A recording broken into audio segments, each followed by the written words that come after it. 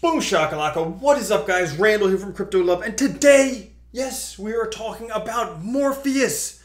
First there was Neo, then there was Trinity, and now we've got Morpheus. Now before we get into things, just make sure you smash on that like button and subscribe, alright? So, what is Morpheus Network? Well, it is automated supply chain and payments. We're going to go through the website, through the white paper, through all this stuff. But, you know, up in this news here, they joined a whole bunch of companies we might have heard of, like FedEx, UPS, SAP, Salesforce, in the Blockchain and Transport Alliance. Okay, they're one of the newest members to that. And the Blockchain and Transport Alliance is a standards organization aimed to bring together all of the executives in the freight industry.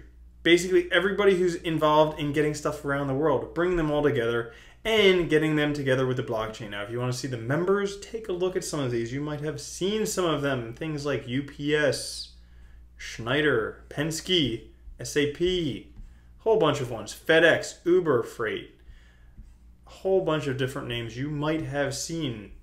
So, they are involved in that. Now, that's an organization that's telling what they're doing. But what are they solving? Well, there's a big problem right now.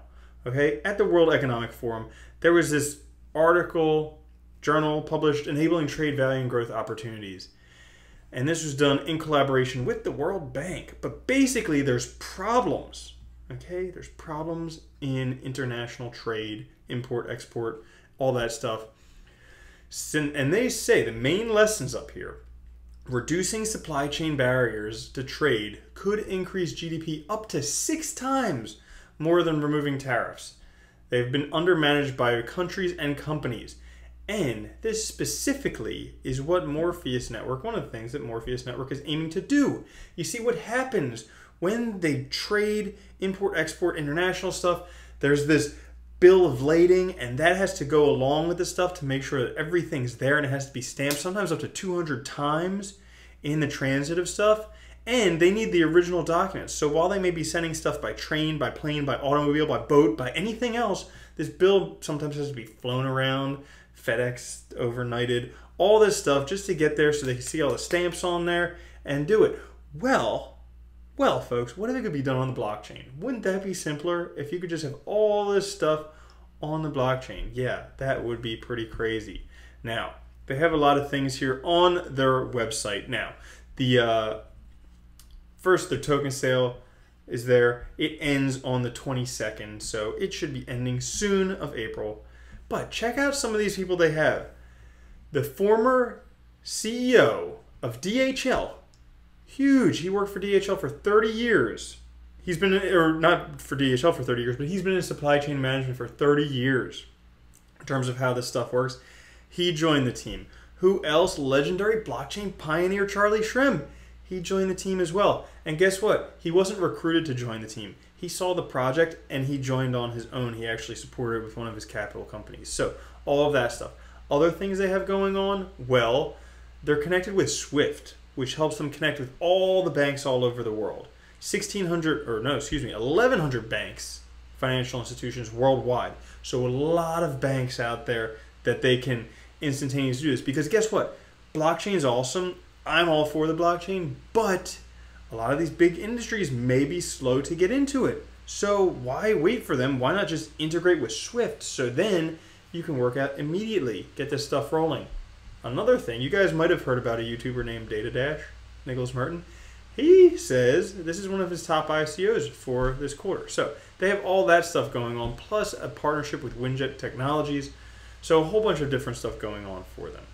Now, we were talking about the problems with global trade. Well, improving those problems with global trade is something that could equate to a global economic boost of $3 trillion US. Okay? Just in global trade. Guys, that's like 10 times the entire market cap of all cryptocurrencies right now. Just solving these problems could boost the economy by $3 trillion US.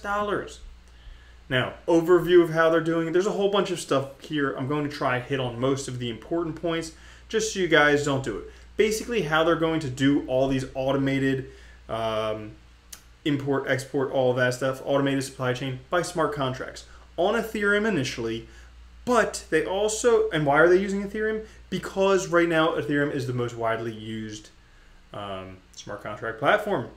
All right, a lot of tokens on Ethereum, but are they stuck with Ethereum for life? No, they also take a look into the future. If there's better solutions in the future, yeah, they'll jump on that. As I said earlier, they're part of the Blockchain Transport Alliance. Also, strategic alliance with Windjet Technologies. So they have partnerships with a lot of different companies and using artificial intelligence, machine learning, IoT, all of that stuff. They're planning on using artificial intelligence to maximize the way that things work on the supply chains. Integrates with Swift. We went over the importance of that.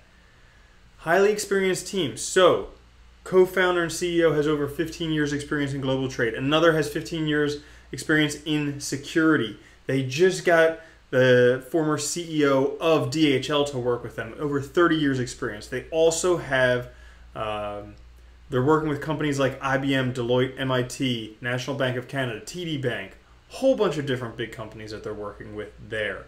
So they have all of that stuff going for them.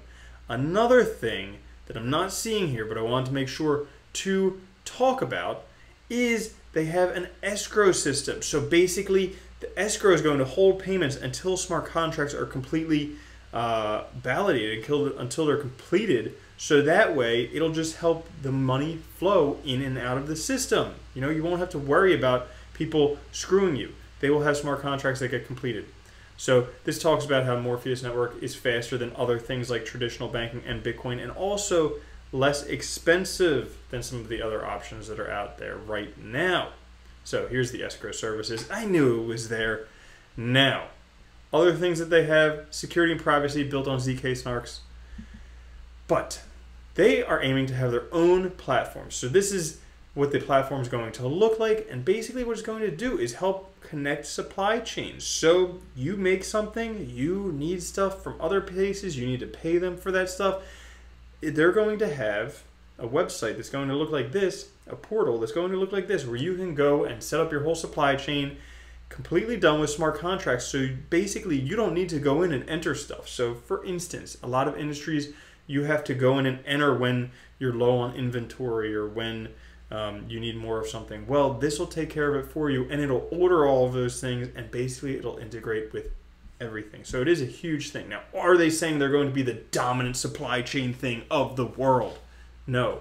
But basically they're aiming to work together with a whole bunch of different other technologies, things like ship chain.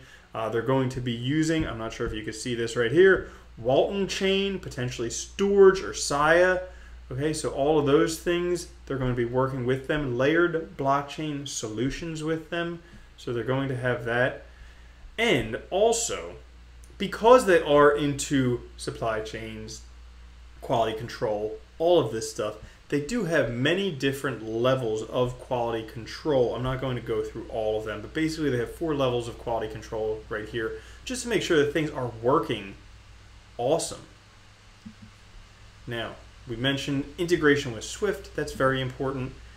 And they also have a rating system. So basically, all these importers, exporters are going to have ratings held on the Morpheus network. That way they can't be altered, kind of like how Yelp alters ratings however they want to. These will actually be on the blockchain, inalterable. Interesting stuff like that. Now, if we take a look at the team. So the team has experience with all these different companies. Again, you might have seen some of these. They're big companies. You might have seen a couple of them, maybe one of them. If you haven't, I'm not sure if you've been living. All right, but the team, Danny Weinberger, co-founder and CEO, a lot of experience in global trade. Noam, a lot of security experience. Roger Crook, a lot of experience in global trade with DHL. And then we have the rest of the team. We have some developers down here. So we have a pretty big team, but it is still growing. All right. And then if we take a look at the advisors, Charlie Shrem, you think this guy knows blockchain? Yeah. Simon Cocking, the editor-in-chief of Crypto Coin News. You think he knows blockchain? Yeah, and we have a whole bunch of other people, including down here, William Liu, the Swift Connection Advisor. So they do have a connection with Swift. That's going to help them get into the game a lot faster than if they were trying to work against banking. I know blockchain stuff, we're kind of against banking, but they're aiming to do stuff with banking. So in terms of development, where they are right now, they started back in 2016. You can read through all that stuff if you want to. Where we are right now, the token sale has begun. Token sale and distribution, they're still working to expand the team. And then coming up in 2018, so document simulation. So they're going to simulate global supply chain document generation. That's important because that's the stuff that's going to cut down on all these obstacles, help cut down on the prices, so help make more money. Then test network in September 2018, so Ethereum testnet September 2018. Early access to the platform in November 2018, and then 2019 they're looking at a global platform launch, which is pretty cool. So that's about a year away.